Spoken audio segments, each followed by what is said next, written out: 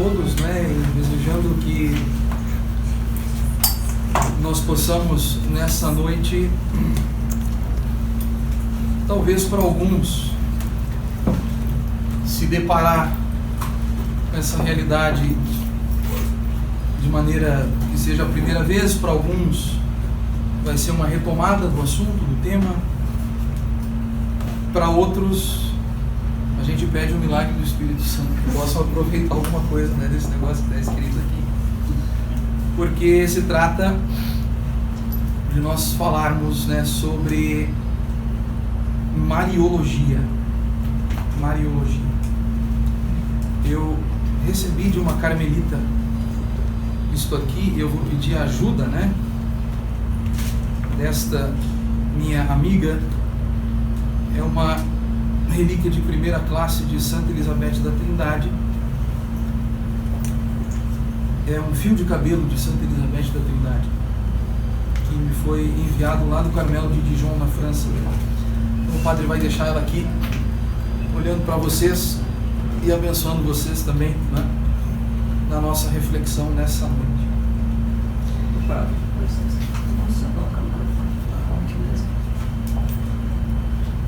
isso aqui é muito moderno. Tá bom assim? Então, Mariologia. Nós vamos abordar o assunto a partir primeiro de uma breve introdução, depois um pouco sobre o estudo da Mariologia em si e um pouco da história desse estudo. E para que nós possamos tratar isso no tempo que nos é dado, não adianta, você tem que sistematizar e sintetizar. Nós vamos então tratar da Virgem Maria como ela aparece na Sagrada Escritura, depois a dogmática que trata da figura da Virgem Maria, a espiritualidade acerca da Virgem Maria, depois uma brevíssima conclusão e observações finais. Lembro o seguinte: é impossível esgotar o assunto. Então o padre sistematizou algo que eu espero talvez possa servir para uma introdução sumária ao assunto, de modo que nós possamos nos situar nele e depois daí cada um, conforme a disponibilidade do seu tempo, conforme o desejo também de aprofundamento, dar continuidade, né, na sua própria vida pessoal, espiritual, né, profissional, e que isso seja utilizado aí por cada um da melhor forma que cada um achar, né, na sua própria existência. Então o padre vai utilizar aqui de um expediente, que é um expediente que é verdadeiramente santificante, leitura e reflexão, né? A nossa introdução então sobre o assunto Mariologia. É inegável a presença marcante de Maria Santíssima na história do cristianismo e na história mais ampla da salvação. Presente no desígnio insondável do Deus uno e trino, e aqui alguns padres da igreja dizem que a Virgem Maria foi a primeira criatura pensada pela Trindade antes da criação do universo. Prefigurada no início do Pentateuco, tipificada nas mulheres que agiram na antiga aliança, presente em íntima união com o Redentor e com os apóstolos nos evangelhos, profetizada como figura da igreja triunfante no Apocalipse segundo São João, carinhosa e filialmente cultuada pela tradição da Santa Igreja Católica e pelo sensus fidelium, que é o sentir, não é, teológico do povo de Deus, dos fiéis. A Virgem Maria é, e aí eu destaquei a palavra, um fato diante do qual não podemos permanecer indiferentes. O papel da Virgem Maria é absolutamente necessário para a história da salvação, assim como Deus a concebeu. Tratar de cristianismo significa tratar também, fundamentalmente, da figura de Nossa Senhora. Nós estamos falando da criatura que é por Deus mais amada, querida e desejada. Nós estamos tratando da criatura mais perfeita saída das mãos de Deus. por isso ela é absolutamente necessária. Nesse sentido, a figura da Virgem Maria mereceu receber ao longo dos séculos uma tratativa e abordagem específicas dentro do âmbito da teologia. Raciocine com o padre. Teologia significa a sistematização do conteúdo da revelação. Teologia significa receber o conteúdo da revelação e ordená-lo dentro de um esquema que seja inteligível, compreensível. Uma dessas partes do estudo da revelação de modo compreensível, racional e segundo a fé é a Mariologia.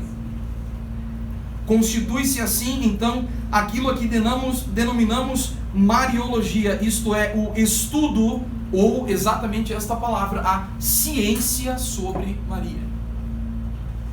Quer dizer, não é somente o dado da piedade popular, não é somente o dado da devoção, ainda que estas duas perspectivas sejam eminentes naquilo que nós sabemos sobre Nossa Senhora. Mas existe uma ciência que trata da Virgem Maria. Essa ciência se chama Mariologia. O nosso escopo, então, nessa brevíssima aula, será tratar a respeito da Mariologia em caráter estritamente introdutório, primeiro sobre o estudo do tema em si, e depois abordando aspectos escriturísticos, dogmáticos e espirituais relativos à Virgem Santíssima. No final, então, indicaremos uma breve, mas julgamos oportuna bibliografia. Então, um pouco de Mariologia em si, a ciência da Mariologia, como ela foi tracejada, não é, delineada ao longo da história. Claro, de maneira absurdamente reduzida. Porque o pessoal tortura os padres aqui, viu?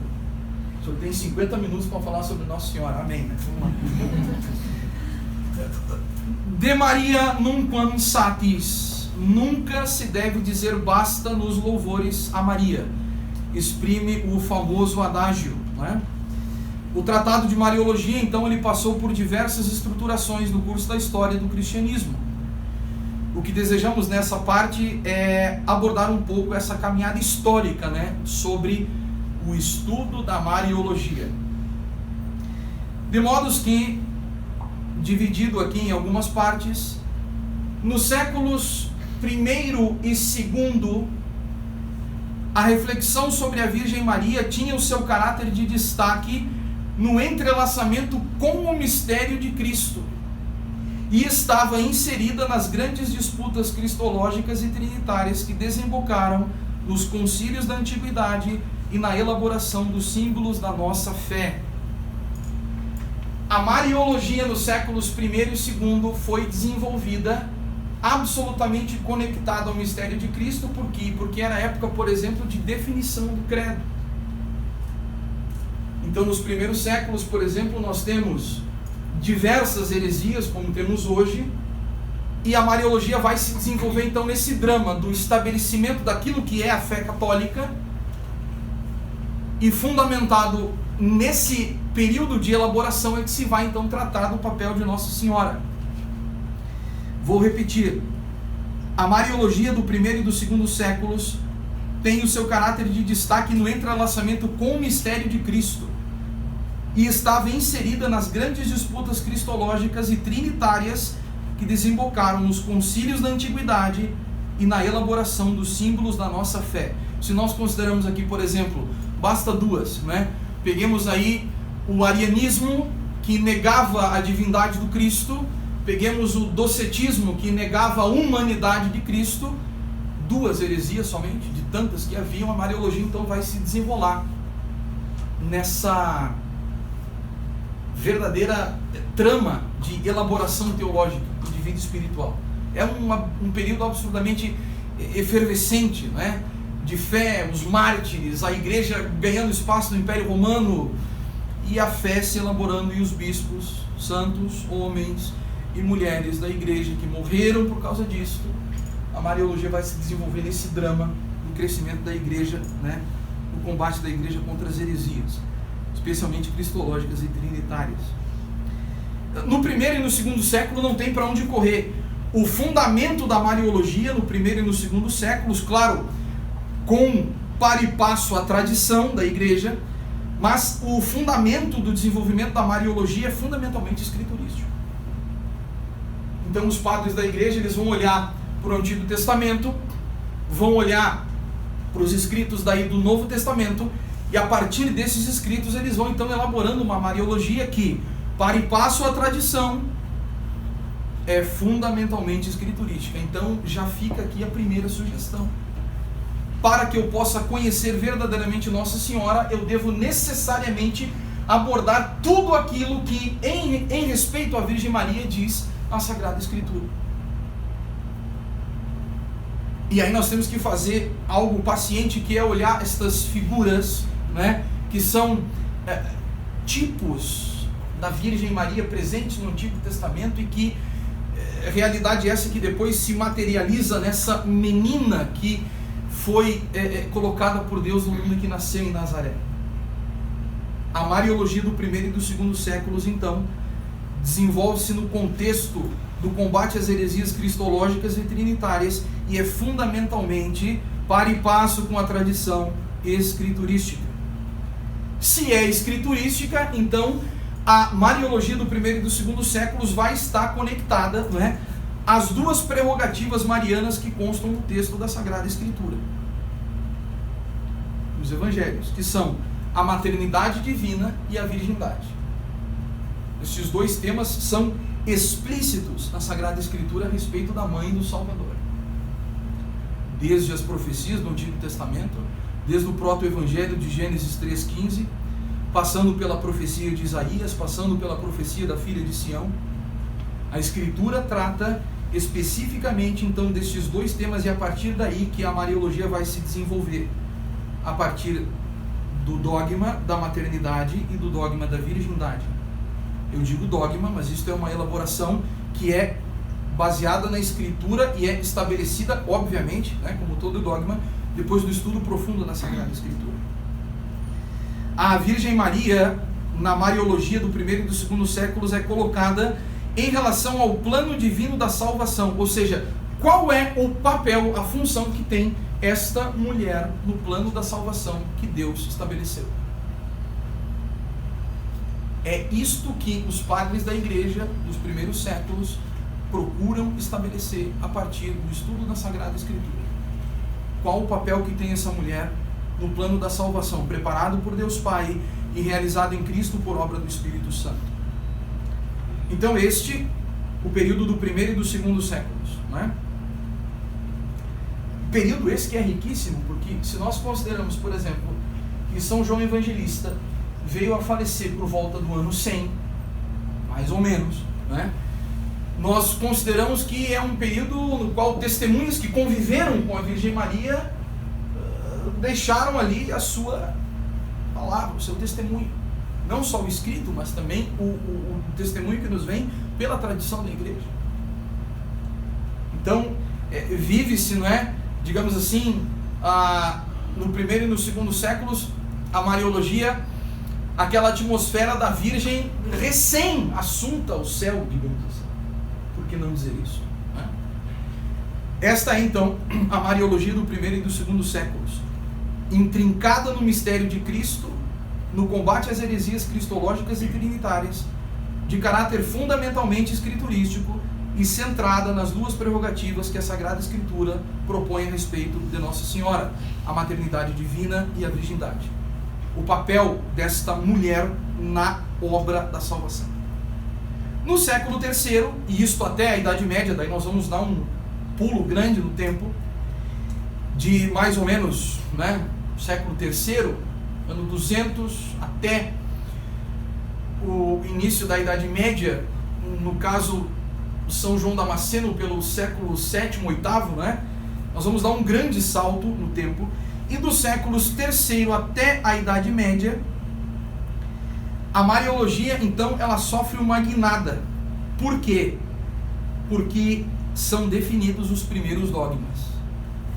E estando definidos os primeiros dogmas, a Virgem Maria, então, ela começa a ocupar cada vez mais, no núcleo da nossa fé, um papel fundamental, inclusive colocado isto no credo.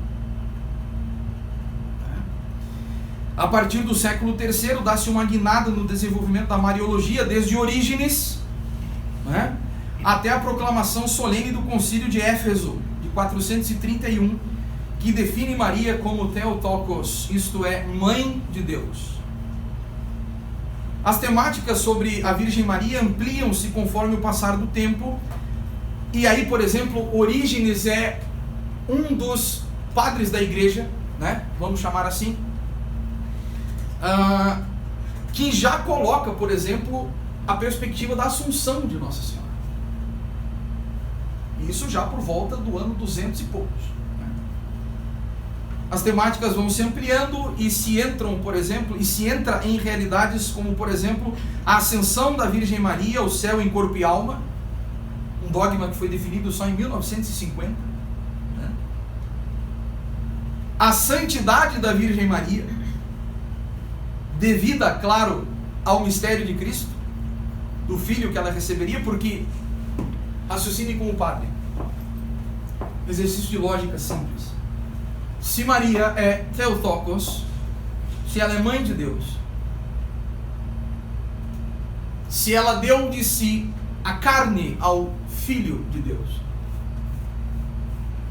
já se começa a pensar então no fato dela ter sido concebida de maneira imaculada.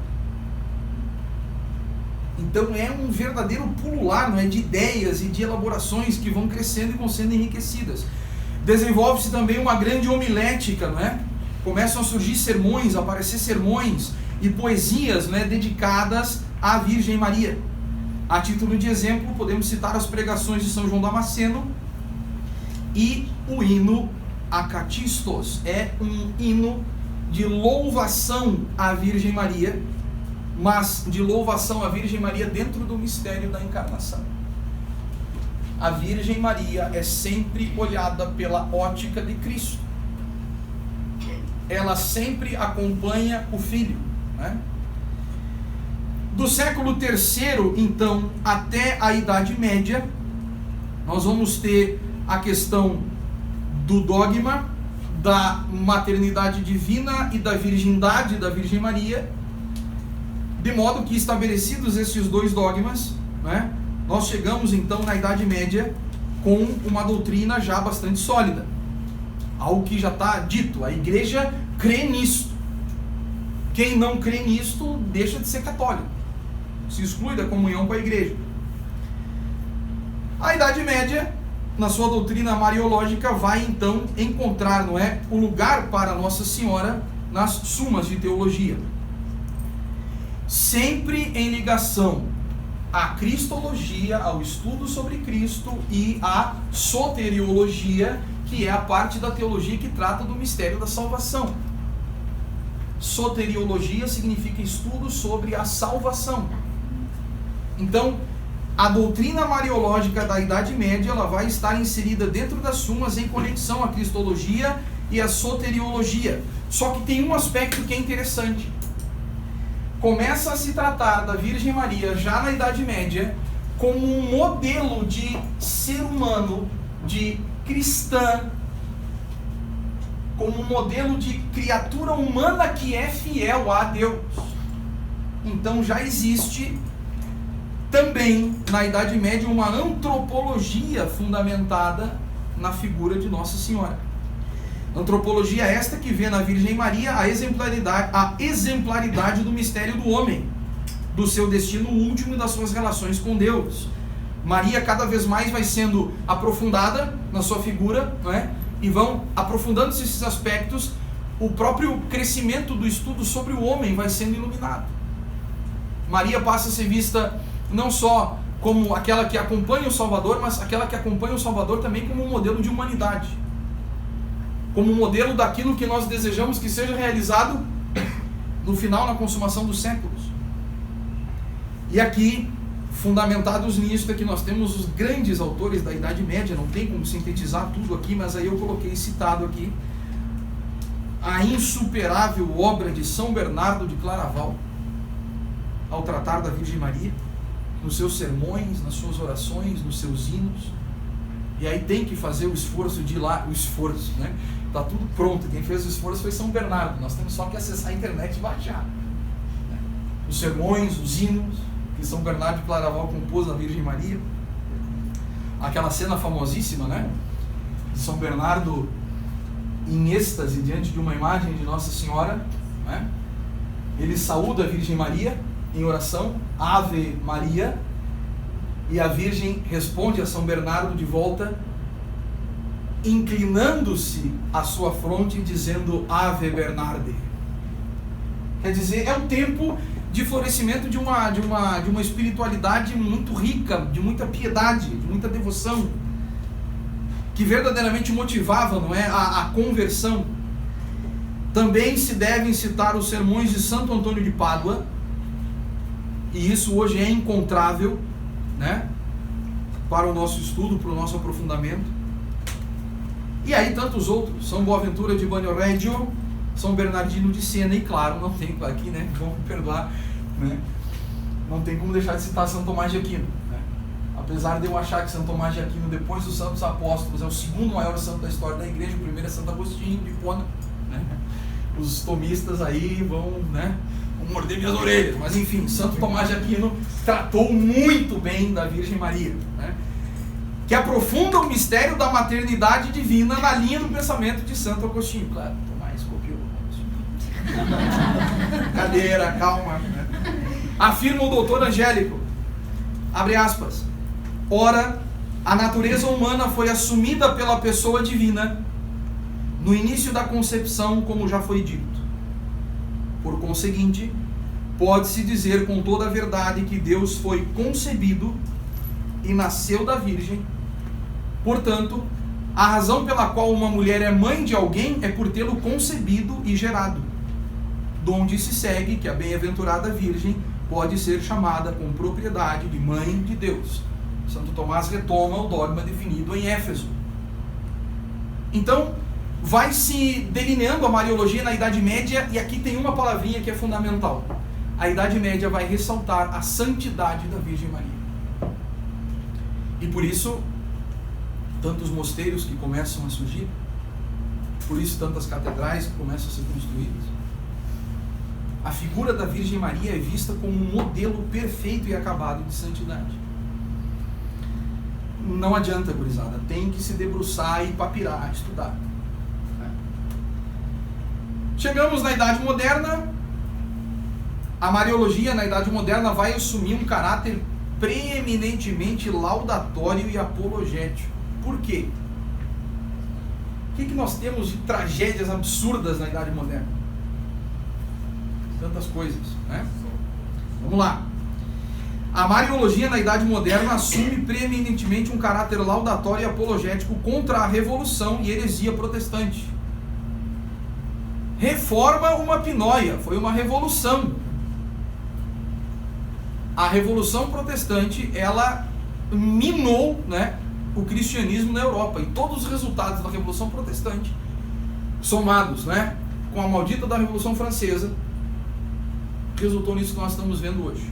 Então a Mariologia, obviamente, da Idade Moderna vai ser uma Mariologia apologética, combativa, né, exatamente contra os estragos provocados por essa revolução e por essa heresia chamada de protestantismo. Nascem então as primeiras obras sistemáticas e exclusivamente dedicadas à Mariologia. O que acontece? Lutero e seus asseclas, eles passam cada vez mais a tentar fundamentar a ideia de que esta mediação da igreja não é necessária. É lógico, Lutero não queria criar uma nova igreja, ele queria criar um novo Estado alemão, e para isso ele precisa acabar com a influência temporal da igreja. Então não se precisa da igreja. Aí se negam os sacramentos, começa a se negar a realidade da intermediação, e tudo aquilo que é o culto, então vai ser prejudicado, porque vejam, a liturgia conduz, né, o ser humano a Deus. A despeito de Lutero era católico, a despeito dele ter composto hinos belíssimos a Nossa Senhora, Lutero. Mas os resultados da heresia protestante então vão fomentar que a Mariologia seja cada vez mais sistemática, para a defesa da fé, óbvio, né? Nascem então as primeiras obras sistemáticas exclusivamente mariológicas, como por exemplo a Summa Sacrae Mariologiae Pars Prima, a Suma da Sagrada Mariologia na sua parte primeira, do ano de 1602, de Plácido Nígido, que foi o cara que cunhou o termo Mariologia. É exatamente esse nome, bizu para botar no filho, né? Plácido Nígido. Vem cá, menino, né? Foi ele que cunhou o termo Mariologia. Só que a Idade Moderna, ela não trouxe só desgraças, né? Quando Deus vê o seu povo afundando, né? Deus, ele vai atrás, ele corre atrás. Então, para combater esta porcaria que foi feita por esses hereges protestantes, Deus, na mesma época, fez com que fossem compostas, por exemplo, duas das maiores obras, se não as maiores obras mariológicas da história, que são a verdadeira devoção à Virgem Maria, o Tratado de São Luís Maria Brion de Montfort, que é de 1712, e as Glórias de Maria de Santo Afonso Maria de Ligório, que é de 1750. Essa é a Idade Moderna. Então pensem no seguinte, olha só, Revolução Francesa, né? Liberté, égalité, fraternité, exceto para os católicos. Então os caras tiveram a cruzidade, isso é um termo gaúcho, quem não é gaúcho não vai entender o que é cruzidade. E o padre Oscar, ele dizia isso no seminário, com estas palavras, se está filmando aí vai ficar feio. Colocaram, padre Oscar, que Deus o tenha, santo homem, nosso professor de história da igreja, dizia assim, menino, colocaram aquela na Catedral de Notre Dame. Quem era aquela? A deusa Razão. Tiraram a Virgem Maria e colocaram uma imagem da deusa Razão dentro da Catedral de Notre Dame de Paris, na época da Revolução Francesa, porque o homem tinha que se soltar, né, dessas amarras que o catolicismo coloca. Então saiu da escravidão de Deus e passou a escravidão do próprio ser humano. É incrível isso, né? Mas Deus não abandona a sua igreja, não vai abandonar nunca, né? E suscitou nesse período São Luís e Santo Afonso Maria de Ligório para dar esse gás aí na Mariologia e ajudar a igreja na sua sustentação. Nos séculos 19 e 20, e eu estou correndo aqui porque, né, não é muito grande, mas tem coisa para ver aqui ainda. Nos séculos 19 e 20, graças ao movimento litúrgico, ao influxo das diversas congregações religiosas dedicadas à Virgem Maria e ao interesse dos pontífices, aprofundam-se perspectivas. É de destacar deste período os sermões do Beato, que vai ser canonizado agora domingo, São John Henry Newman. Né? Quem está na universidade aqui? Só tu. Tu também. John Henry Newman, né? Um grande universitário, mestre em Oxford. Passou 45 anos na heresia anglicana e 45 anos na ortodoxia católica e por fim morreu como cardeal e vai ser canonizado agora próximo domingo, junto com a nossa irmã Dulce, né? São John Henry Newman escreveu então também diversos sermões ligados ao movimento litúrgico, e aí começa a se aprofundar inclusive o linguajar litúrgico utilizado a respeito da figura de Nossa Senhora. O século XX também nos trouxe a contribuição, não é, da Constituição Dogmática Lumen Gentium, do Concílio Vaticano II, que no capítulo 8º diz o seguinte: Maria é modelo daquilo que se dá e que deve se dar em todos os cristãos e na igreja. O concílio vai fazer de maneira muito bela a ligação entre a mulher do Apocalipse e a Virgem Maria, ou seja, como que nós devemos ser para chegar no céu? Devemos ser como a Virgem Maria. Isso está lá no capítulo 8º da Lumen Gentium, tem que ler, não tem como, osmose não entra, sabe? Não entra, tem que ler, tem que estudar. Volta-se no Concílio Vaticano II a unificar aquele aspecto inicial lá, Maria e Cristo. Vejam, na Idade Média é óbvio que não é uma dissociação assim para um lado ou para o outro, mas se ressaltava mais a santidade da Virgem Maria. O Concílio Vaticano II vai retomar aquela ligação dos primeiros séculos, nessa união que existe entre Cristo e Nossa Senhora, e Cristo e Nossa Senhora e a Igreja. Maria é posicionada com destaque a sua incorporação no mistério da salvação, o papel que ela desenvolve no mistério da salvação. Por fim, Nesse brevíssimo apanhado histórico, é necessário que sublinhemos as contribuições dos últimos pontífices que trataram de mostrar a beleza e a grandeza histórica e teológica da Virgem Maria no atual quadro da cultura contemporânea. E aqui nós temos algo que é fundamental no século XX, importantíssimo para a sustentação da nossa fé. Se a igreja é acossada pelo perigo das heresias e das infidelidades, Deus vai colocar no coração do seu povo a devoção autêntica a Nossa Senhora, e isto vai ser a oração que vai chegar aos ouvidos de Deus como oração intercessora pela igreja. É por isso que no século XX nós vemos, graças a Deus, claro, quando bem orientada, né? Não existe isso, é um neologismo, a brotação da devoção popular a Nossa Senhora. E aí nós que estamos aqui estudando, né, os senhores e senhoras aí que estudam, que tem a possibilidade de estar aqui, né, no papiro, pai, enfim, nós temos que ter a capacidade de olhar para aquela senhorinha, aquela velhinha que vai lá na igreja, que para na frente da imagem de Nossa Senhora, ela não tem dente, não sabe falar, mas ela para e ela faz uma oração que não chega, que a minha oração não chega nem perto. Por isso eu digo a vocês aqui, ó, valorizem esse carinho que existe na devoção popular por Nossa Senhora. Sabe, é lá no teu serviço, né? Tu tem a tua estampazinha da Virgem Maria ali. É na tua casa tu ter o teu altarzinho lá para Nossa Senhora. Os papas, né, foram muito felizes nesse sentido, porque os seus documentos, aí tem que ler o magistério, né, de Paulo II, Bento XVI, o Papa Francisco, Pio XII, antes ali, Paulo VI, tem que ler. Marialis Cultus, do Papa Paulo VI. Como que Nossa Senhora tem a capacidade de aproximar as pessoas de Deus, e de preferência aqueles que não se acham letrados. São Luís Maria Grião de Montfort, né? Lá no tratado, que fala que, né, muita teoria às vezes até prejudica demais. Pode levar a soberba. Então, não despreze, né? Não caia no erro de desprezar esse aspecto da devoção popular à Virgem Maria, que está no coração do povo de Deus. Isso é fato. Né? Então, isso é um pouco de história. Não tem como falar tudo. Então, são linhas, né, de pensamento para ajudar aí.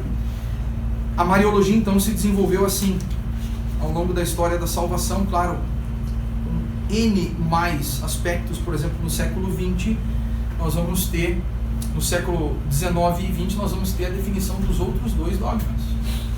Em 1854, o dogma da Imaculada Conceição, e em 1950, o dogma da Assunção. Então, pegamos pinceladas, né, daquilo que é essencial ao longo da história, e mais ou menos assim a Mariologia se desenvolveu. Chegamos então no tema da Virgem Maria nas Sagradas Escrituras. Aí o Vaticano II nos diz: as sagradas letras do Velho e do Novo Testamento, como também a veneranda tradição, mostram o munus da Mãe do Salvador na economia da salvação, com sempre maior clareza, e a apresentam como digna da nossa consideração. Os livros do Antigo Testamento descrevem a história da salvação, pela qual o advento de Cristo neste mundo é lentamente preparado. O Antigo Testamento vai trazer, sim, a presença da Virgem Maria, já em germe, né? Nele, desde o início da história da salvação, fala-se da figura de uma mulher, que trará ao mundo o Messias, que libertará da escravidão o gênero humano. Ressoam em nossos ouvidos as palavras proféticas do proto-evangelho de Gênesis 3,15. Se tem algum latinista aí, me corrija se eu estiver errado. Inimicitias ponam inter te et mulierem et semen tuum et semen ilius ipsa conteret caput tuum et tu insidiaberis calcaneo eius. Colocarei inimizades entre ti e a mulher, entre a tua descendência e a dela, não é? ela te ferirá a cabeça e tu lhe ferirás o calcanhar. Tu te levantarás, né, contra o seu calcanhar. Depreende-se desse texto do proto-evangelho o papel da mulher que será a eterna inimiga do demônio, da qual nascerá aquele que abaterá para sempre o antigo adversário. Por que esta inimizade entre a mulher e o demônio? Por que a Sagrada Escritura descreve com palavras tão claras essa inimizade entre a mulher e o maligno? Já vemos aqui ilustrada a realidade posteriormente definida da Imaculada Conceição. É por ter sido concebida sem pecado que a mulher é, por excelência, a criatura que vence o autor e princípio do pecado. Isso está dito na Redemptoris Mater, número 11, do Papa João Paulo II. Destaque-se ainda as personagens de mulheres que no Antigo Testamento vivem em comunhão com Deus. E eu estou dizendo mulheres aqui, não é por idiotice feminista, não. Tirem essa farofa da cabeça. Eu estou falando de mulheres santas, de mães de família, de mulheres do povo de Israel que foram santas mulheres, que são tipos da Virgem Maria. Judite, que conseguiu safar o povo de Israel de Holofernes. Esther, que salvou o povo do extermínio. E aqui aquela descrição, né, na solenidade da Imaculada Conceição, a primeira leitura retirada do livro de Esther, que fala do momento em que Esther toca a ponta do cetro do imperador. Aquilo é uma imagem, né, da Imaculada Conceição. Olha que coisa linda isso, a igreja nos faz refletir. O rei que estende o cetro, na ponta do qual toca Esther, dando a Esther o poder, pela palavra dela, de ter salvado o povo do extermínio. A Imaculada Conceição da Virgem Maria, que, sendo modelo para o povo de Deus, resume, né, nesse dogma da Imaculada Conceição, no seu ser, a pureza que nos dará a salvação. Que coisa absurdamente linda isso, né, que a igreja nos faz refletir. Ruth, Ana e tantas que foram fiéis a Deus, assim como as senhoras que estão aqui, são chamadas a serem também santas mulheres.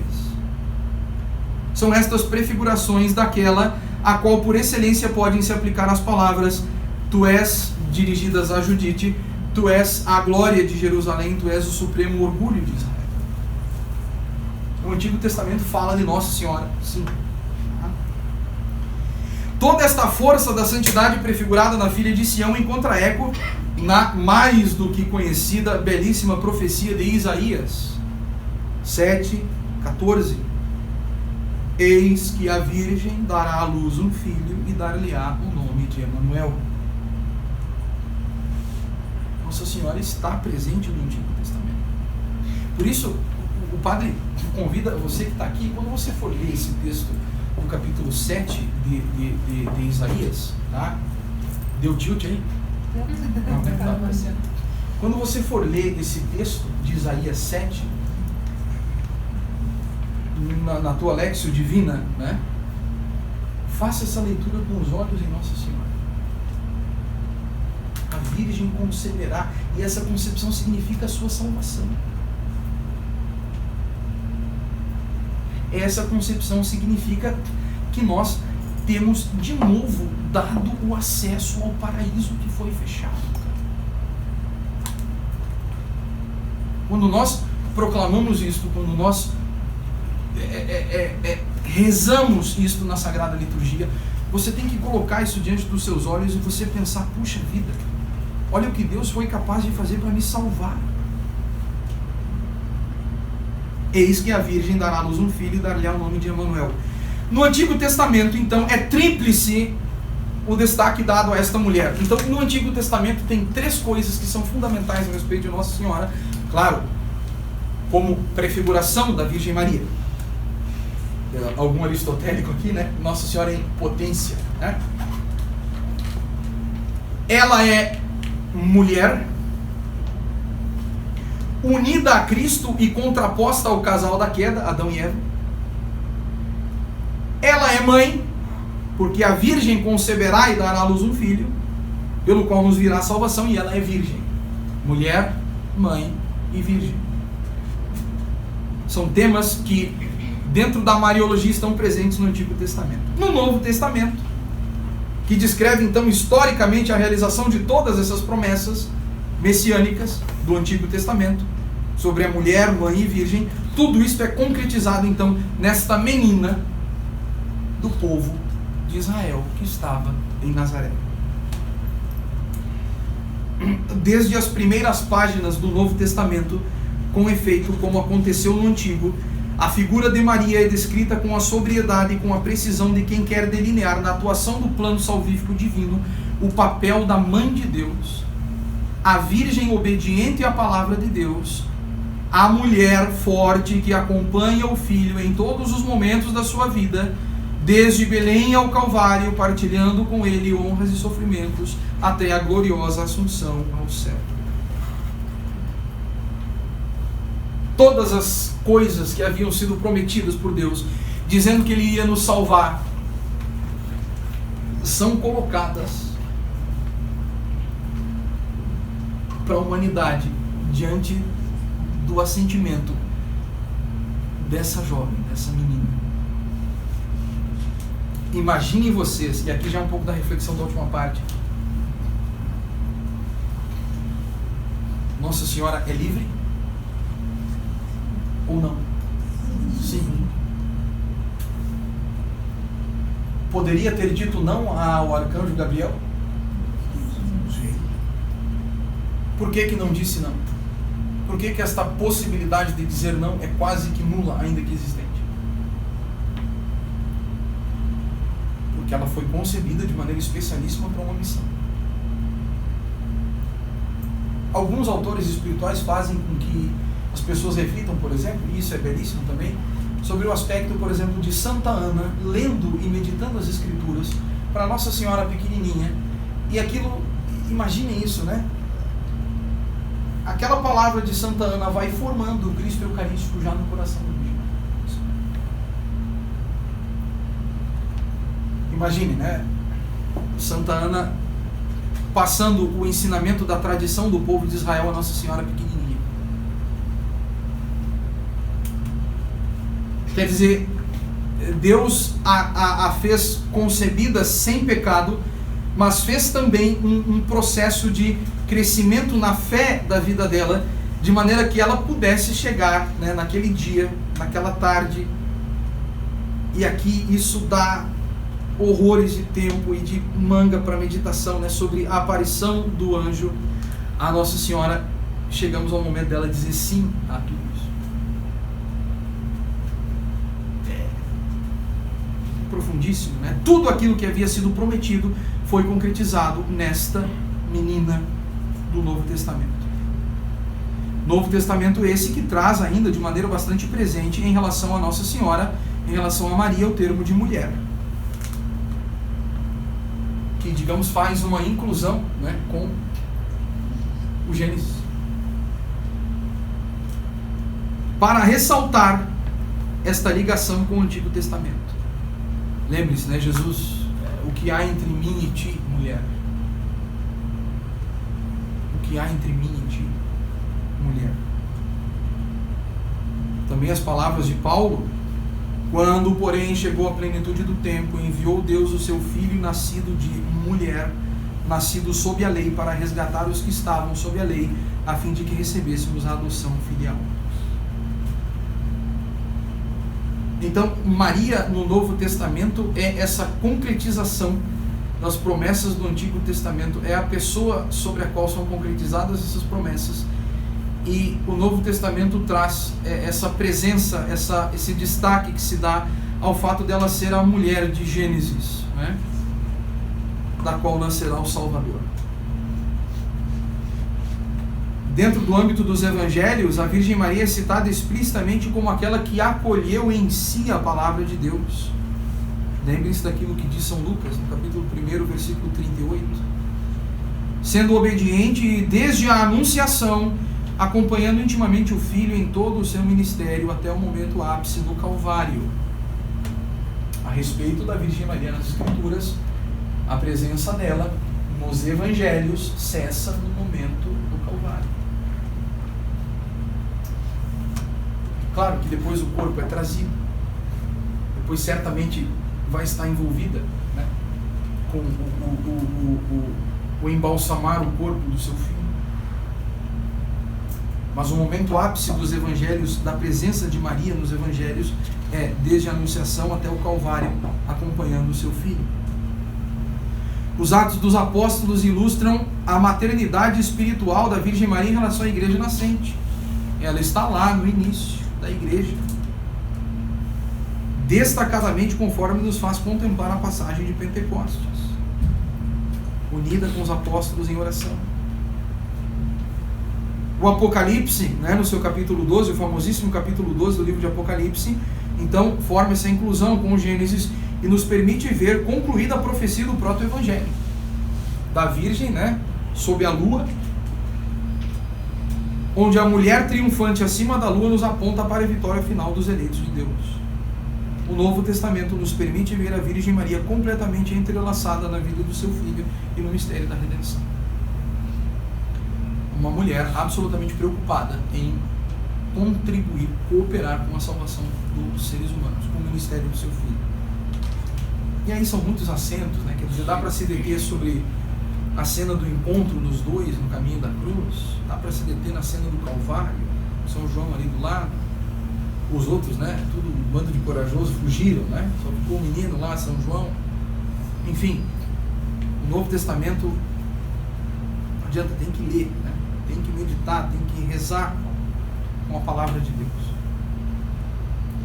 Então, o Novo Testamento ele materializa aquilo que no Antigo era promessa e ressalta esses aspectos: a mulher triunfante, a maternidade espiritual dela em relação à igreja, aquela que acolheu a palavra de Deus, que escutou a palavra de Deus.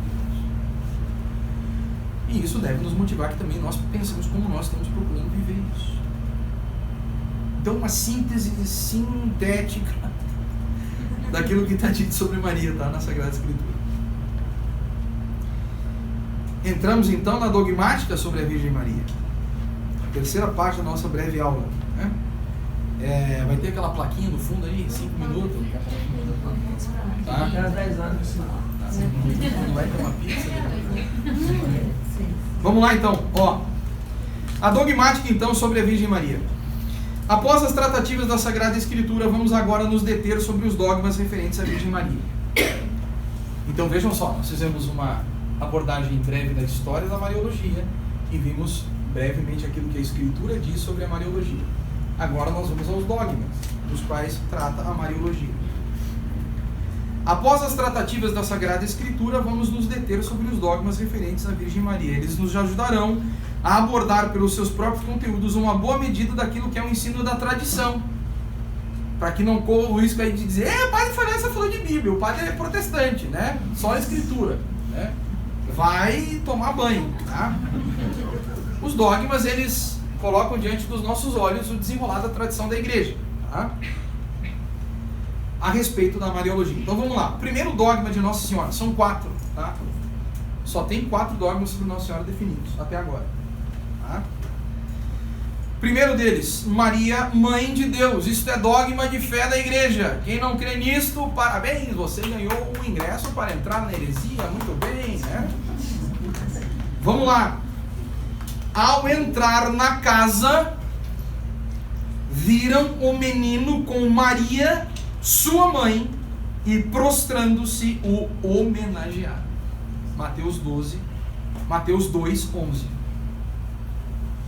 Maria, Mãe de Deus, vou repetir. Ao entrar na casa, viram o menino com Maria, sua mãe, e prostrando-se o homenagearam. Mateus 2, 11. A maternidade divina de Maria é porque maternidade divina, não porque Maria seja deusa, não. Maria é uma criatura humana. Se diz que a maternidade é divina porque ela gerou no seu ventre Deus. A maternidade divina de Maria é o primeiro e o maior título da Virgem Maria. Por que é o maior título?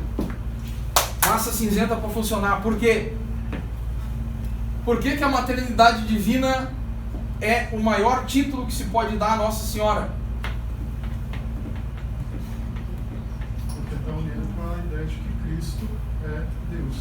A encarnação do Verbo, que é Deus que nos salva.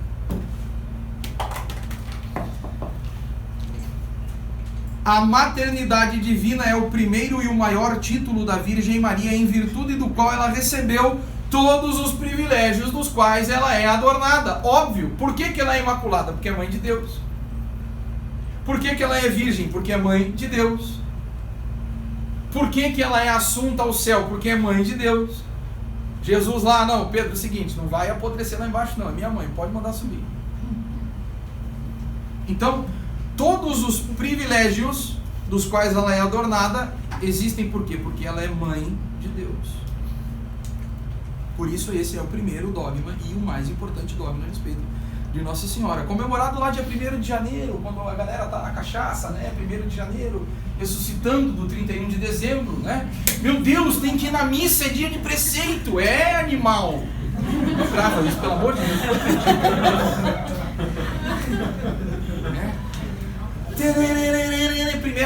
Aí dia 1º de dezembro, né? 10 da manhã, aparece com aquela cara, com aquele zoião desse tamanho, né? 5 litros de champanhe na noite anterior, né? E vai na missa. Aí tá lá. E o padre lá proclamando o fato de que a Virgem Maria é mãe de Deus. É o dogma primeiro e maior relacionado à Virgem Maria. O dogma foi definido no Concílio de Éfeso em 432 d.C. Aqui, vamos lá, vocês querem aprender, então tem que ralar para aprender. Vamos lá, aqui ó. Prestem atenção.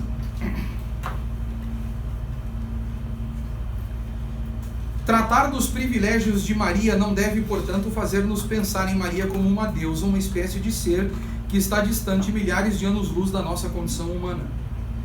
Nem devemos fazer de Maria um ídolo exatamente porque esses privilégios têm um significado importante para a nossa fé em Jesus, Filho de Deus. Antes, os privilégios de Maria devem nos aproximar com maior confiança daquela que, tendo aceitado tornar-se mãe de Deus, ao mesmo tempo aceitou tornar-se mãe da humanidade inteira. Aí agora vamos lá. Presta atenção, tira a cera do ouvido e escuta. A questão da maternidade divina de Maria surgiu exatamente como uma dúvida a respeito da dúplice natureza de Jesus. Lembram do que eu falei do primeiro e do segundo século, as heresias cristológicas e trinitárias? A respeito da dúplice natureza de Jesus, que, como sabemos, possui uma só pessoa, a do Verbo Divino, a segunda pessoa da Santíssima Trindade, e duas naturezas, a divina e a humana. A primeira desde a eternidade, a segunda assumida no momento da encarnação, depois do sim pronunciado pela Virgem ao arcanjo Gabriel. Escutem. Não compreendendo como seria possível que em Jesus coexistissem duas naturezas, o patriarca de Constantinopla, Nestório, afirmava que não se podia atribuir a Maria o título grego de Theotokos, como já se fazia havia muito, porque não era possível que uma mulher fosse mãe de Deus, uma vez que Deus não poderia ter um início ou nascimento no tempo. Que é o que esses idiotas protestantes aí ficam falando hoje. Como que uma mulher vai ser mãe de Deus? Nestório ensinava que Maria não podia ser definida como Theotokos, que significava aquela que gera Deus, mas somente Christotokos, ou seja, mãe de Cristo. Porém, aceitar essa tese significava negar que Jesus tivesse tido realmente duas naturezas unidas e comunicantes entre si, ou significava afirmar que Jesus tivesse tido duas pessoas e duas naturezas, como Nestório queria. Heresia chamada de nestorianismo. Jesus tem duas pessoas, isso é heresia. Como Nestório queria, por isso Maria havia tido no seio a pessoa humana de Cristo. O erro mariológico, consequentemente, fendia o dogma mariano. Foi convocado então um concílio ecumênico, o terceiro da história da igreja, de Éfeso. O primeiro foi de Niceia, depois Constantinopla, depois Éfeso, pelo imperador Teodósio com a aprovação do Papa Celestino I. Grande defensor da doutrina ortodoxa contra Nestório foi São Cirilo de Alexandria. Cirilo demonstrou também que em Jesus existem duas naturezas, a divina e a humana, unidas hipostaticamente, união de hipóstase. Isto é, no sentido pessoal, numa única pessoa, uma pessoa e duas naturezas. Ora, a pessoa de Jesus não poderia ser humana, porque não teria podido conter em si a divindade. Portanto, a pessoa era divina. Não é possível que uma pessoa humana contenha em si a plenitude da divindade, porque a pessoa humana não é Deus. A pessoa que está em Cristo é a pessoa do Verbo. A pessoa de Jesus não é outra senão a pessoa do Verbo, a segunda pessoa da Santíssima Trindade. Ele é verdadeiro Deus existente, como o Pai e o Espírito, desde a eternidade, como escreve João no seu belíssimo prólogo. No princípio era o Verbo, e o Verbo estava com Deus, e o Verbo era Deus. Esta pessoa do Verbo é que vai assumir a natureza humana. Só que por causa da união hipostática das duas naturezas, que vai depois sair do ventre de Nossa Senhora, e não é um pedaço Deus, um pedaço homem, não é plenamente Deus e plenamente homem nas suas duas naturezas. É por isso então que Maria é chamada sim de mãe de Deus, porque a natureza humana da pessoa do Verbo, que assumiu a carne humana, ela nasce de Maria, e isso está tão intrinsecamente unido que se pode dizer sim que Maria é mãe de Deus, mãe do Deus Verbo, segunda pessoa da Santíssima Trindade, que assumiu a natureza humana. A fórmula de Éfeso então diz o seguinte: não dizemos de fato que a natureza do Verbo foi transformada e se fez carne, mas também não que foi transformada em um homem completo, composto de alma e corpo. Antes, porém, que o Verbo uniu, segundo a hipóstase, a si mesmo uma carne animada por alma racional e veio a ser homem, de modo inefável e incompreensível, por isso que é milagre, né? E foi chamado Filho do Homem, não só segundo a vontade ou o beneplácito, nem tampouco como assumindo somente a pessoa. E que são diversas as naturezas que se unem numa verdadeira unidade, mas um só é o Cristo, o Filho, que resulta de ambas. Não porque a diferença de naturezas tivesse sido cancelada por essa união, mas ao contrário, porque a divindade e a humanidade, mediante seu inefável e arcano encontro na unidade, formaram para nós um só Senhor e Cristo e Filho. O nenê que saiu da barriga de Nossa Senhora tem duas naturezas, divina e humana, em uma pessoa. E pelo fato de que a união hipostática define que estas duas naturezas vão agir sempre em comunhão uma com a outra, vão estar sempre em comunhão uma com a outra, é que se diz que Maria sim é mãe de Deus. Cirilo explica que as duas naturezas comunicam as linguagens, ou seja, as propriedades humanas e divinas, a um só sujeito. Claro, você tem que considerar o seguinte: Jesus Cristo é Deus, certo? A pessoa do Verbo encarnado, certo? Contém duas naturezas, certo? Com a natureza humana subordinada à natureza divina. Ou seja, quando eu digo subordinado, não é subordinacionismo, é outra coisa subordinacionismo. Quando eu digo subordinado, é em perfeita ordem. Ou seja, não há concupiscência desordenada em Cristo. A natureza humana, ela está em perfeita comunhão com a natureza divina. Jesus Cristo não vai deixar nunca de ser Deus, enquanto está na carne. A natureza humana de Jesus não forma, portanto, um sujeito em si, não possui a personalidade humana, como se realiza para nós, mas pertence à pessoa divina do Verbo. Quando Jesus encarnou-se no seio da Virgem Maria, ele assumiu a natureza humana que uniu de maneira hipostática a divina na única pessoa do Verbo. Como foram mais bem definidas depois do Concílio de Calcedônia, em 451, as duas naturezas são comunicantes entre elas, sem confusão, nem mudança, sem divisão, sem separação. É interessante notar que também a definição do Concílio de Calcedônia acena a maternidade divina de Maria. Calcedônia vai definir quer dizer, não, é o outro, de Constantinopla, que vai definir. Vamos seguir aqui. É interessante notar que a definição do Concílio de Calcedônia acena a maternidade divina de Maria, tratando da encarnação do Verbo, quando afirma: gerado do Pai antes do século, segundo a divindade, nestes últimos dias, em prol de nós e de nossa salvação, gerado de Maria, a Virgem, a deípara, segundo a humanidade. Maria é mãe de Deus.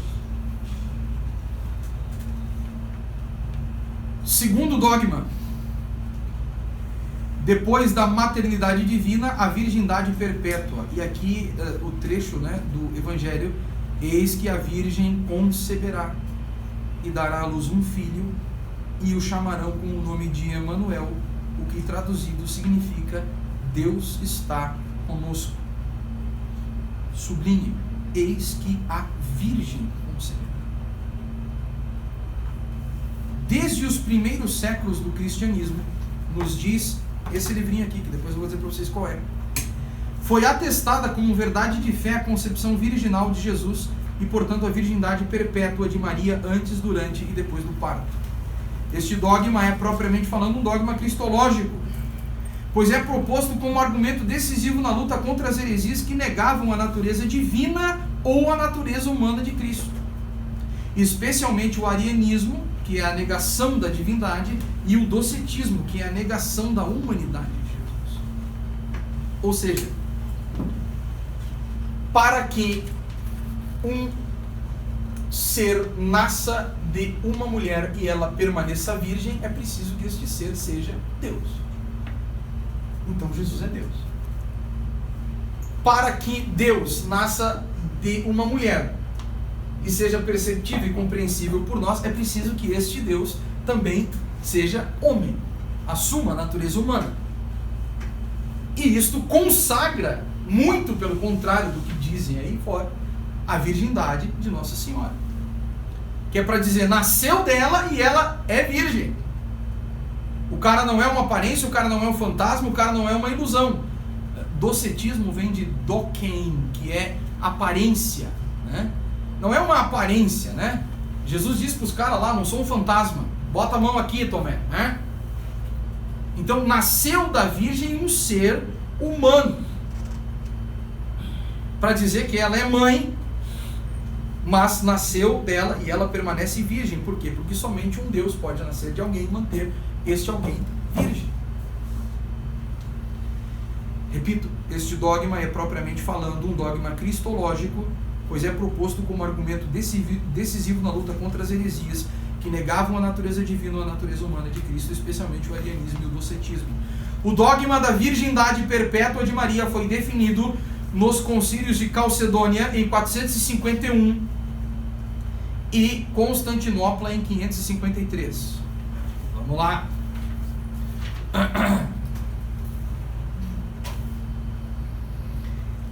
A concepção virginal de Jesus torna-se, com Tertuliano, Orígenes e Eusébio de Cesareia, uma das confirmações da divindade de Jesus contra os ebionitas, que eram outro grupo de hereges, membros de um movimento judeu-cristão que não reconhecia a natureza divina de Cristo. Assim como pelo dogma da maternidade divina, também a virgindade de Maria é afirmada como uma realidade que diz respeito não somente à pessoa de Maria, mas também especialmente a de Jesus. Vamos lá.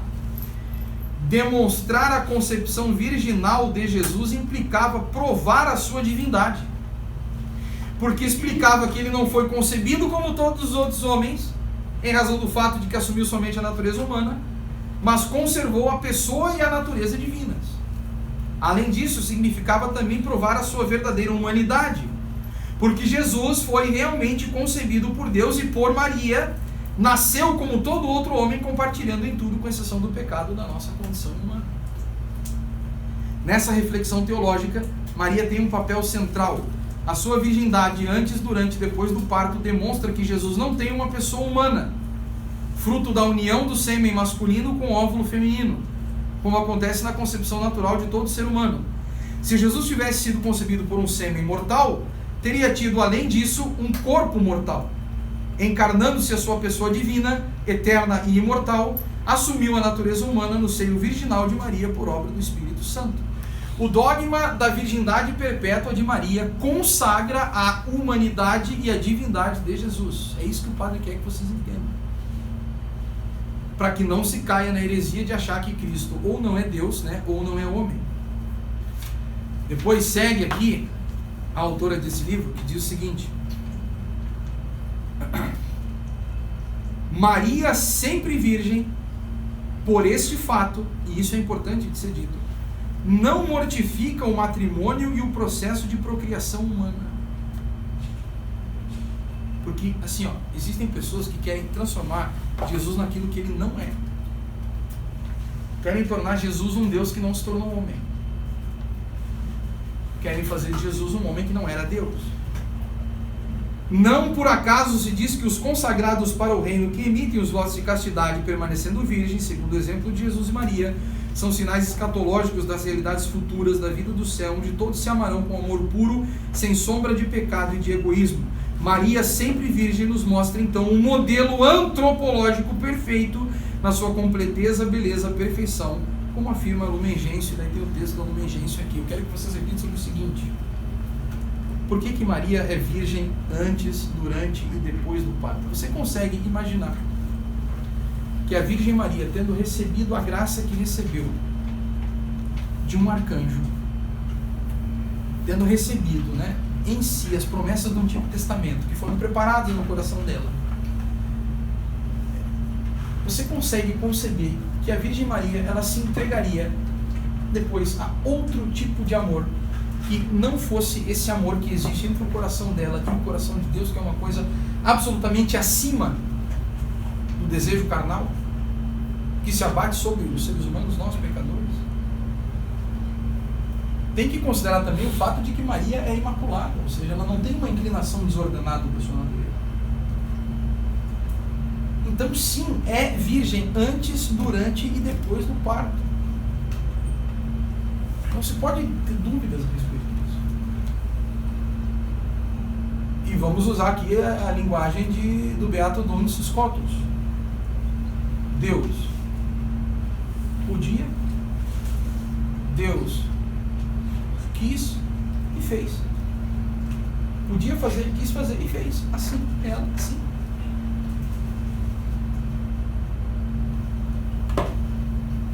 Depois eu vou passar essa bibliografia para vocês aqui, vocês vão papirar, vocês são um bando de papirão, vocês vão aprofundar. Vamos seguir aqui, porque tempos fodidos, né? Terceiro dogma, claro, eu estou colocando aqui na ordem também temporal, né, cronológica dos dogmas. O dogma de Nossa Senhora Maria Imaculada: alegra-te, cheia de graça, que caritomene. Alegra-te, cheia de graça, cheia da graça de Deus, o Senhor é contigo. E aí tem lá o texto, né, do dogma, né? Declaramos, proclamamos e definimos a doutrina que sustenta que a Beatíssima Virgem Maria, no primeiro instante da sua conceição, por singular graça e privilégio do Deus Onipotente, em vista dos méritos de Jesus Cristo, Salvador do gênero humano, foi preservada imune de toda a mancha da culpa original, é revelada por Deus e por isso deve ser crida firme e constantemente por todos os fiéis. Querem ouvir algo que parece chocante? O sangue derramado na cruz foi o sangue da Virgem Maria. Alguma dúvida? Porque o Espírito Santo fecunda um óvulo, o Espírito Santo não fecunda um nada. E aquele ser é gerado, né? E aí, quem é médico aqui, talvez tenha um médico aí, né? Me ajuda aí, mitose, aqueles troços, vai multiplicando, né? Mas o composto, né, humano do corpo de Cristo, ele recebeu de Nossa Senhora, a carne da Virgem Maria. Portanto, não é bobagem nenhuma dizer o sangue que correu na cruz foi o sangue da Virgem Maria, porque Jesus Cristo descende fisicamente do corpo de Nossa Senhora. É claro que em determinado momento aquele corpo ele assume uma uma identidade na sua composição biológica, mas para iniciar, para dar o start, tem que ter o sangue de Nossa Senhora.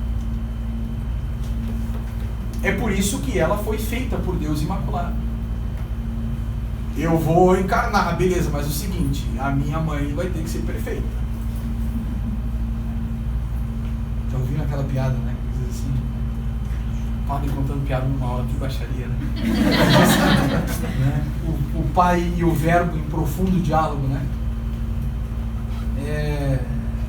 Pô, vou lá, vou sofrer, vou padecer e tudo, mas casar não. Brincadeira, tá? Brincadeira, viva o matrimônio, né? Padre não dá em árvore. Padre não dá em árvore, padre é fruto de um casamento, né? Então, Deus fez a Virgem Maria imaculada porque do corpo dela descende o seu filho, que é imaculado. Eu não sei se vocês já ouviram aquela reflexão que é feita por um padre da igreja, não me recordo agora qual, né? Na festa do batismo do Senhor, existe um texto lá da patrística, e aqui nós entendemos a importância desta mulher ter sido concebida imaculada, que é o seguinte texto. O padre da igreja ele diz assim: Cristo não entra nas águas do Rio Jordão para ser batizado por João e purificado pelas águas do Rio Jordão. Deus, Cristo, entra nas águas do Rio Jordão para, com o seu corpo imaculado, santificar as águas do nosso batismo. Então é óbvio que ela é imaculada. Foi assim sancionada a tese do beato João Duns Scotus, que afirmava a concepção imaculada de Maria como redenção que preserva. É que tem um problema, né? Vamos lá então. Nossa Senhora tem pecados? Ok. Se Nossa Senhora não tem pecados, então ela não precisa ser redimida por Cristo. Opa! E aí? Como é que resolve? Ela não tem pecado porque ela é mãe de Deus. Então... Exatamente o que diz o beato Duns Scotus. Maria é redimida como preservação. A redenção dela é de preservação. Aquela velha história, né? O pecado é um buraco. Nossa Senhora não caiu nesse buraco. Toda o restante da humanidade, nós aí estamos tudo dentro do buraco. Maria não. A sua redenção é uma redenção de preservação. A salvação dela é dada exatamente pela Imaculada Conceição. É absolutamente o contrário de rejeitar a redenção operada por Cristo. Em virtude dos méritos de Cristo, Deus não poderia permitir que aquela da qual o verbo feito carne assumiria a natureza humana fosse ultrajada, ainda que minimamente pela mancha do pecado. E digo para vocês, isso dá uma baita oração, né? Você considerar o verbo e o pai em profundo diálogo, debatendo e conversando sobre como seria a mãe do Salvador. Imaginar, não é? O verbo em diálogo com o pai, dizendo para o pai como que ele desejava que fosse sua mãe. É uma espiritualidade, dá para fazer oração em cima disso, né? A doutrina assim propunhada está em perfeita consonância com a doutrina da maternidade divina, porque a mãe de Deus ela é imaculada, porque ela gera, né, na sua carne o verbo que assumiu a carne, e por isso a carne não pode ser manchada pelo pecado, por isso ela é imaculada. Que é mãe de Deus. O dogma, vocês sabem, foi definido por Pio IX na bula Ineffabilis Deus de 8 de dezembro de 1854. Tem um aspecto interessante aqui dentro dessa questão do dogma da Imaculada Conceição, que é o seguinte: o dogma foi definido por Pio IX num período da história da igreja que é absolutamente tenso. Nós estamos na época, né, do problema dos estados italianos, a maldita da maçonaria, que é por todas as maneiras que o Papa seja um Papa, né, legalzinho, bonzinho, que diga amém para tudo. Afinal de contas, precisamos, né, ter o Papa na nossa mão, era o que diziam os maçons, né, a carbonária. E daí o Papa, ele não só não faz o que os maçons queriam, mas ele proclama o dogma da Imaculada Conceição como que para dizer assim, cara, é nós. A igreja é... não grava. A igreja tem o poder de definir isso. Tem uma biografia do Papa Pio IX, eu não me lembro agora o nome do autor, é uma capa vermelha. O Papa Pio IX está sentado, né, na sua cátedra, e ele fala como que a questão da proclamação do dogma da Imaculada Conceição foi um verdadeiro alvoroço na Itália na época em que foi proclamado. E como a proclamação desse dogma foi verdadeiramente oxigenante para a igreja, que combatia, né, ferozmente a maçonaria. Né? O livro do De Mattei? Isso, Roberto De Mattei, exatamente. Na livraria Ave Maria tem ali. Fazendo propaganda da Ave Maria dentro do CDB, né, mano? Tem lá o livro. Tá? Roberto De Mattei, obrigado. Seguimos, né? Chegamos então no quarto dogma e último, o dogma da Assunção da Virgem Maria aos céus. Veja, o padre não está falando para vocês que nada de novidade, eu só estou querendo fazer com que vocês reflitam sobre a importância da gente se debruçar sobre isso e depois aprofundar, né? Maria assunta ao céu, o texto de Apocalipse 12, né? Um sinal grandioso apareceu no céu, uma mulher vestida com o sol, tendo a lua a seus pés e sobre a cabeça uma coroa de 12 estrelas. Vocês sabem quem é o que é o Denzinger? Quem não sabe o que é o Denzinger, levanta a mão. Quem não sabe o que é, levanta a mão.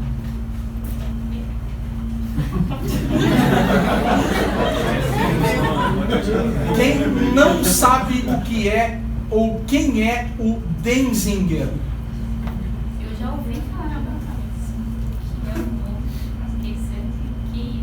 O Denzinger, junto com o Schönmetzer e agora com o Heinemann, tudo nome, né? Beleza.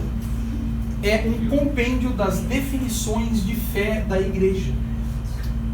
Então todas as bulas, dogmas, definições, né, estão contidas, né, nesse compêndio. Denzinger, Schönmetzer e Heinemann, né? Agora o último que saiu, o do Heinemann. O Denzinger diz no número 3900 sobre a Assunção da Virgem Maria aos céus. E depois no 3903, a respeito da Assunção da Virgem. Todos estes argumentos e razões dos santos padres e teólogos apoiam-se como em último fundamento na Sagrada Escritura. Olha só, na Sagrada Escritura. Esta põe-nos como que diante dos olhos a grande Mãe de Deus em estreitíssima união com o seu divino Filho e sempre participante de sua sorte. Por isso, parece como que impossível imaginar que concebeu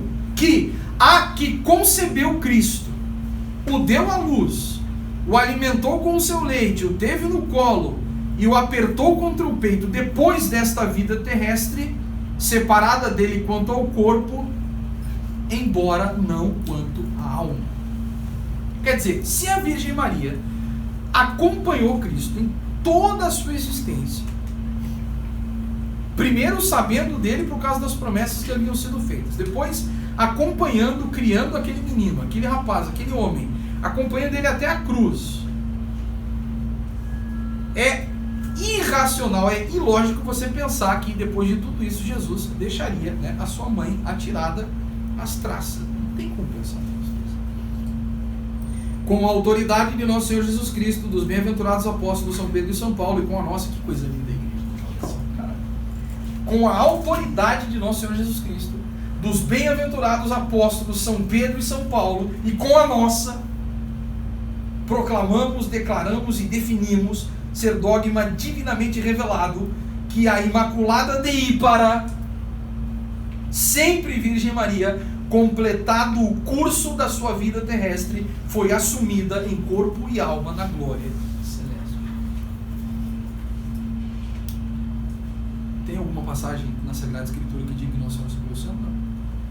Mas é uma conclusão lógica, o dogma. Por isso que nós somos católicos, por isso que nós cremos na Sagrada Escritura e na Sagrada Tradição, orientadas pelo Sagrado Magistério. É ilógico você pensar que Nosso Senhor deixaria, né, a sua mãe fora desse privilégio depois de ter passado a vida inteira ao lado dela. A lógica é evidente.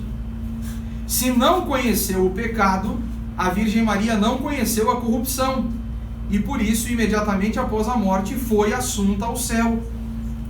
Na Constituição Munificentíssimos Deus, que é o documento que proclamou o dogma, citam-se 5 verdades que provam o privilégio do qual estamos tratando.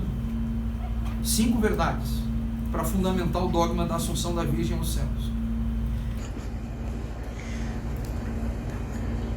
Vocês todos aqui desejam progredir na santidade de vida. Quer dizer, ninguém vem para cá para, né, só para estudar, só para botar massa cinzenta para trabalhar. Se vocês querem crescer na vida espiritual, se vocês desejam crescer na vida espiritual, individual, aqueles que já juntaram as escovinhas de dente, que são namorados, que estão casados, que são esposo ou esposa, né? Vocês têm que se apegar com quem está próximo dele. Vocês querem combater as tentações que se abatem sobre vocês, aquelas tentações que prostram vocês e colocam vocês de joelho no chão, rezando em lágrimas e pedindo a Deus que livre vocês daqueles pecados. Vocês têm que se apegar com quem tem o caminho. E é fazer como faziam os grandes santos, na hora das tentações, é clamar, é se colocar de joelhos com os braços abertos em cruz e pedir a Nossa Senhora: minha mãe, me alcança a graça de vencer essa tentação, de vencer essa dificuldade, de vencer essa contradição. Nossa Senhora é mãe, ela é mãe. Diz aqui a Congregação da Educação Católica: assumir Nossa Senhora como mãe e mestra da vida espiritual. O cara disse na cruz: eis aí a tua mãe. Como se dissesse: ó, eu estou subindo, mas eu vou deixar ela aqui para que você não se sinta desamparado. Entendeu? Então, isso supera toda a teologia, isso supera toda a teoria, isso supera todo o Denzinger, Schmetzer, isso supera... É se comportar como filho, né? Eu acho que talvez a maioria de nós aí tenha tido essa experiência de estar, né, arrebentado e correr para os braços da mãe, né? Lembrar da cena lá do filme da Paixão de Cristo, que é uma cena de 10 segundos, o moleque arrebenta o dedo na escada lá, cai por cima das panelas e a Virgem Maria vai correndo e pega ele no braço e começa a embalar. E eu e você somos tentados a acreditar em coisas que dizem assim: não, mas a teologia, a filosofia, a letra, tudo isso é importante, mas nada disso se compara ao colo da Virgem Maria. Nada disso se compara ao amor que tem por nós. Está dizendo aqui: assumir como mãe e mestra da vida espiritual. A espiritualidade cristã sempre realçou, né, o famoso lema Per Maria ad Jesum. A Virgem Maria é o caminho mais excelente para se chegar a Cristo. Dentre todos os aspectos possíveis de abordagem dentro desse âmbito da espiritualidade mariana, desse nosso pequeno estudo, junto com a Pontifícia Academia Mariana Internacional, é oportuno que destaquemos os seguintes aspectos da espiritualidade mariológica. Vamos lá. O que são propriedades da espiritualidade mariológica? A imitação implica em reconhecer o valor exemplar, único e universal da Virgem Maria para aqueles que desejam ser verdadeiramente discípulos de Cristo. Se você quer ser santo, imite Nossa Senhora. Seja humilde. Como é que eu imito? Eu tenho que ver o que a pessoa faz. Eu tenho que ver como a pessoa vive. Eu tenho que ir na Escritura, eu tenho que ir na tradição, eu tenho que ir nas aparições reconhecidas pela igreja. Além da imitação, a consagração, está lá no livro São Luís Maria.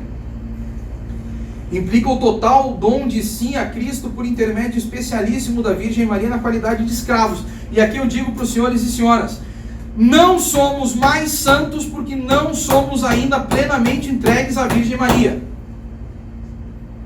Não somos mais santos porque a nossa devoção mariana é fraca. Não somos mais santos porque a nossa devoção mariana é ridícula. É porque nós achamos que se nós rezarmos 200 terços, né, aquilo vai dar um efeito. Não vai dar. Por quê? Porque nós somos muito pouco entregues, consagrados a ela de fato. Você não vence, nós não vencemos determinadas tentações porque nós ainda temos receio, né, de se aproximar de Nossa Senhora.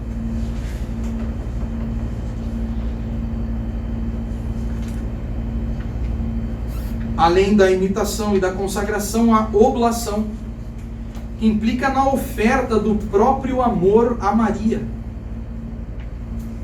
De dizer para ela: mãe, eu te entrego tudo o que eu tenho que fazer como padre. Te entrego paróquia, te entrego as pessoas lá da comunidade, te entrego o meu serviço, te entrego nas tuas mãos. Aqueles abençoados que me tiram do sério, tudo. Implica na oferta do próprio amor a Maria, tudo aquilo que vai no nosso coração, na união com ela, o meio para viver na igreja com perspectiva sacramental. Além da imitação, além da consagração e da oblação, a servidão, que implica na entrega voluntária e radical de si mesmo e da própria liberdade à Mãe de Deus, para que a sua vontade e a sua liberdade não caiam nas mãos do capeta. O serviço, que implica em fazer tudo com o pensamento de agradar e servir a rainha do céu e da terra.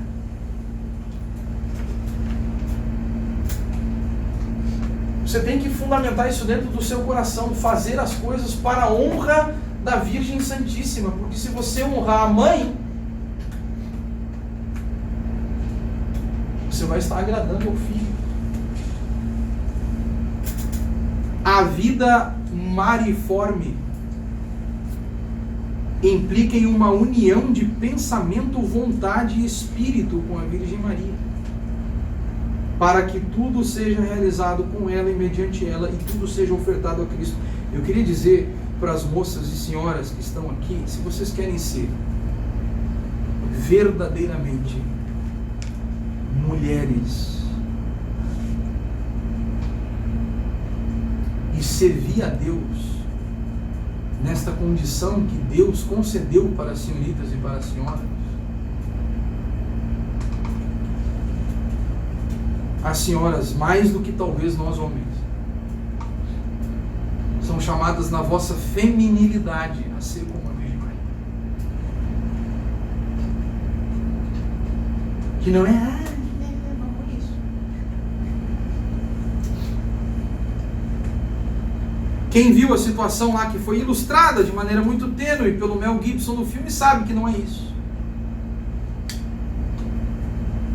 Porque na hora em que ela encontra o filho no caminho da cruz, ela está numa situação que, puxa vida. Quem é mãe aqui? A dona Michele, que é mãe, a senhora é mãe.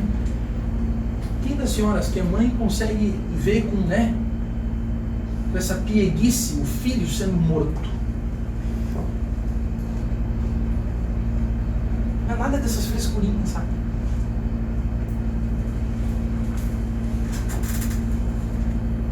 Ser mulher significa ter uma vida mariforme, especialmente as senhoritas e senhoras que estão aqui. Talvez aos homens pudéssemos dizer, né, uma vida josefiforme, como São José.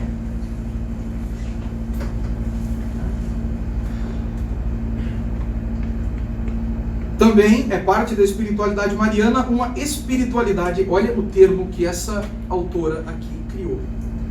A espiritualidade mariológica deve ser uma espiritualidade corde mariana. Cordes, coração. Implica em olhar para o coração imaculado da Virgem Maria e contemplá-lo como um símbolo, uma realidade da sua presença e da interioridade das coisas, né? Lembrem-se daquela passagem de São Lucas. A Virgem Maria guardava todas estas coisas e refletia sobre elas em seu coração.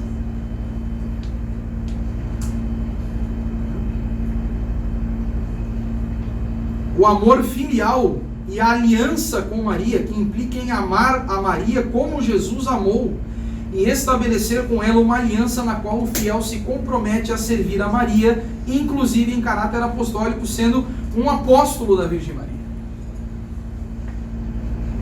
E aí nós temos que vencer a nossa covardia. Nós temos que vencer a nossa covardia.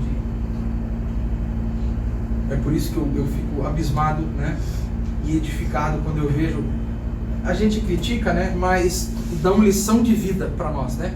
A gente critica esse pessoal que é da renovação carismática, né? Que a gente chama dos encarismados, sei lá eu, né? O povo do fogo que falam, né? A gente brinca e coisa, né? E eu já fui muito crítico disso também, mas são os cara da RCC, são os caras encarismados que botam as camisas com estampa de Nossa Senhora e vão para o serviço todo dia, ser apóstolo de Nossa Senhora.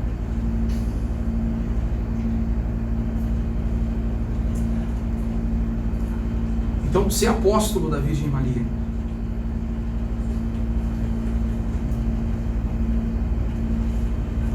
E também esse aspecto, o nono aspecto que essa autora aqui coloca da espiritualidade mariana. Ela diz, né, Nossa Senhora nos acompanha pela mão. Implica em seguir lado a lado com a Virgem Maria, de mãos dadas, por toda a vida até a cruz e a ressurreição. Eu queria que você, que todos nós aqui, obviamente, né, somos filhos de alguém, existem aqui algumas mães, eu queria que vocês refletissem sobre a seguinte situação da vida de vocês. Eu não sei como foi com vocês, comigo foi assim. Primeiro dia que eu fui para a escola, quem é que me levou até a porta? E disse assim, vai estar tudo bem. Aquele mundo na frente. Bom, comigo é uma vergonha, eu estava com 28 anos de idade, me tornando capelão militar, a minha mãe foi comigo no quartel, a primeira vez. Vou lá contigo para te deixar lá. Vou lá, Ângela. Quer dizer, sabe, caminhar com Nossa Senhora de mão dada, porque em determinado momento a vida vai nos colocar desafios que, se nós não estamos segurando na mão dela, né, nós vamos perder muito, no sentido da confiança, no sentido da força interior, no sentido de vencer, né, esse mundo que está aí fora e que diz assim, né, não é possível ser santo. Implica em seguir lado a lado com a Virgem Maria de mãos dadas por toda a vida até a cruz e a ressurreição. Eu queria propor um desafio para vocês aqui, o seguinte: que vocês comecem a rezar sobre isso e meditar sobre isso. Eu já fiz o meu. Que vocês comecem, isso é espiritualidade mariana também, que vocês comecem a pensar e rezar sobre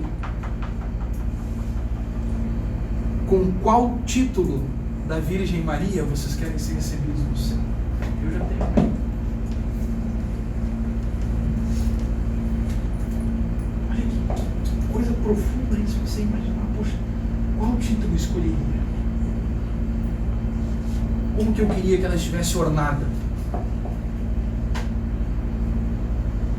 quando chegar no céu?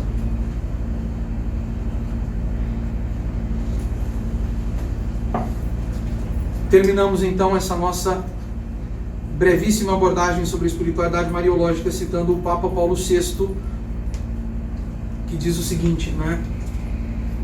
Na Marialis Cultus número 57: a piedade para com a Mãe do Senhor torna-se, pois, para o fiel ocasião de crescimento na graça divina, que é de resto a finalidade última de toda e qualquer atividade pastoral. Na realidade, é impossível honrar a cheia de graça sem honrar o estado de graça em si próprio. Quer dizer, a amizade com Deus, a comunhão com Ele e a inabitação do Espírito Santo. Esta graça divina reveste todo homem e torna-o conforme a imagem do Filho de Deus. A Igreja Católica, apoiada numa experiência de séculos, reconhece na devoção à Virgem Santíssima um auxílio poderoso para o homem em marcha para a conquista da sua própria plenitude. Maria, a mulher nova, está ao lado de Cristo, o homem novo, em cujo mistério somente encontra a verdadeira luz, o mistério do homem. E está aí qual penhor e garantia de que numa simples criatura, nela se tornou já realidade o plano de Deus em Cristo para a salvação de todos os homens. Nós temos que ser marianos porque nós desejamos ser salvos. E aí o padre conclui, né, esse nosso estudo brevíssimo aqui.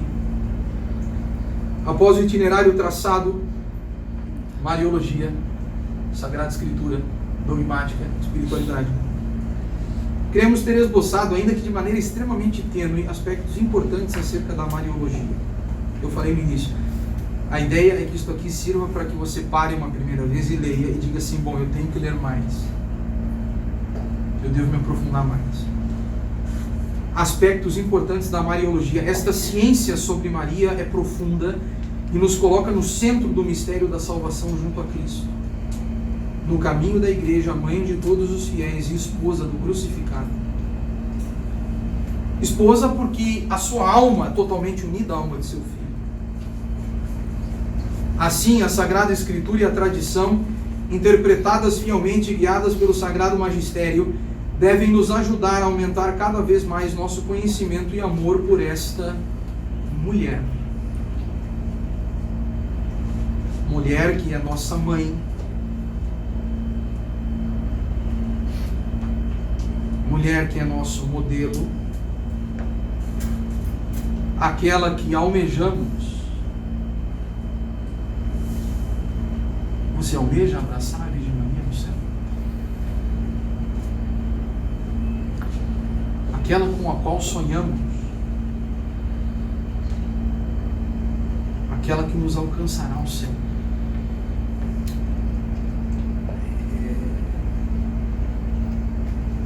Temos que ser marianos, ainda mais em tempos como esses.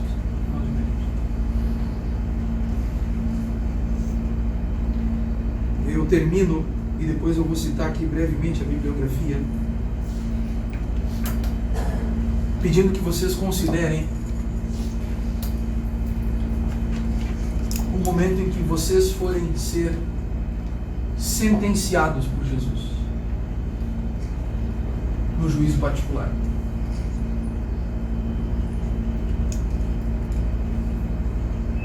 E aí nos diz, eu não sei quem é que foi que escreveu isso, mas estava completamente tomado pelo Espírito de Deus quando escreveu isso. Esse autor diz o seguinte: considera que tu vais te apresentar diante do juiz, que é Jesus, que te vai dar a sentença eterna que determinará o restante do teu destino.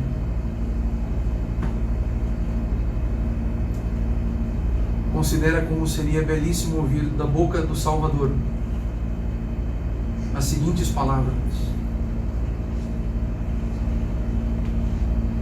a minha mãe falou muito bem de você.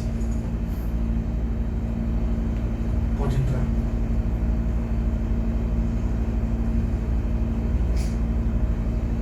A salvação é isso.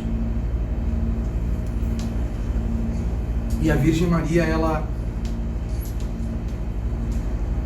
quer que nós cheguemos lá. Pois é,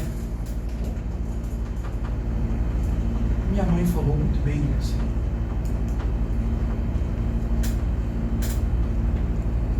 Impressionante isso. O padre colocou aqui daí no final, nas observações, uma brevíssima bibliografia. Claro, nós temos que nos debruçar sobre a Sagrada Escritura, nós temos que nos debruçar sobre os escritos dos padres da Igreja, nós temos que nos debruçar sobre as encíclicas e os documentos magisteriais, são tantos, né? O Catecismo da Igreja Católica, os números especialmente 484 a 511, 484 a 511 do Catecismo, livros, né, de sólida Mariologia. Aí eu coloquei aqui as glórias, o tratado, Tadeu, meu tratado, não está aqui, tratado da devoção, tratado da verdadeira devoção à Santíssima Virgem Maria, de São Luís Maria Grignion de Montfort. Também os textos e sermões do beato John Henry Newman, a Quadrante publicou, estou falando de outro editor aqui, a Quadrante publicou, o CDB também vai publicar. Sermões de São Bernardo de Claraval. Sermões de São Bernardo de Claraval. Este manual aqui, que eu considero até agora o melhor manual de teologia já escrito, que caiu na minha mão. Instruções Marianas do Roschini, que está lá no site das Obras Católicas. Isso aqui você pode pedir para os caras.